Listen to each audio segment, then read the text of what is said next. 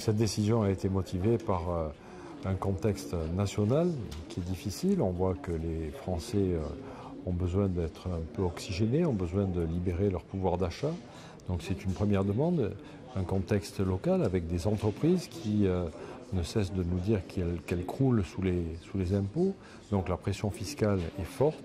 Nous avons voulu, parce que l'opportunité nous en a été donnée, sur un budget où les efforts de ces 8 dernières années portent leurs fruits, avec une maîtrise de la dépense publique, avec un non-recours à l'emprunt, avec même un désendettement, une non-augmentation d'impôts et une maîtrise de la dépense publique, tout en affichant la volonté d'apporter un service de qualité à nos citoyens, de pouvoir étudier une baisse de cette taxe foncière. Donc de passer de 12,42 à 11,80%, c'est une baisse de 5%, c'est une baisse importante qui donne 15 millions d'euros à l'économie des Alpes-Maritimes. Là aussi, c'est un montant colossal, c'est un montant important qui, j'en suis certain, apportera ses fruits et générera de l'économie, de la création d'emplois. Et c'est quelque chose que le département est assez fier de pouvoir restituer au milieu de l'entreprise, au milieu de l'économie et aux citoyens.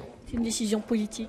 C'est une décision politique forte. Je pense que si le conseil départemental avait été géré par une administration et que des fonctionnaires de l'action publique, ils n'auraient probablement pas pris cette décision. Donc effectivement, c'est une vraie volonté politique. C'est une volonté politique de dire maintenant, il faut qu'on prenne une nouvelle orientation. Une décision après la décision de Christian Estrosi de créer une nouvelle taxe métropolitaine. J'ignorais que Christian Estrosi... Ah oui. D'abord, après les impôts. Oui, les impôts, c'est après. Oui, c'est pas une décision. Vous savez, la métropole est gérée par Christian Estrosi. Il la gère comme il l'entend.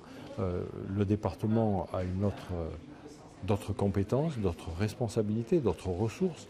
L'État nous a d'ailleurs beaucoup comprimé ces dernières années. Et je pense que notre décision a fait partie aussi de cette solidarité qu'on nous a demandé à un moment donné en nous disant « vous êtes un département riche et au titre des départements riches, vous allez apporter un petit peu de financement aux départements pauvres ». Eh bien nous avons pris la décision d'alléger cette fiscalité, de laisser l'argent dans les Alpes-Maritimes et qu'on ne nous dise plus qu'on est un département riche pour apporter de l'argent à l'extérieur. Donc ça aussi, ça a compté dans la balance. Mais ce n'est absolument pas parce que Christian Estrosi a décidé de monter que nous, on a pris la décision de baisser. Donc, le président de la métropole a décidé aujourd'hui de baisser, de faire une double baisse des impôts locaux. Comment vous réagissez ?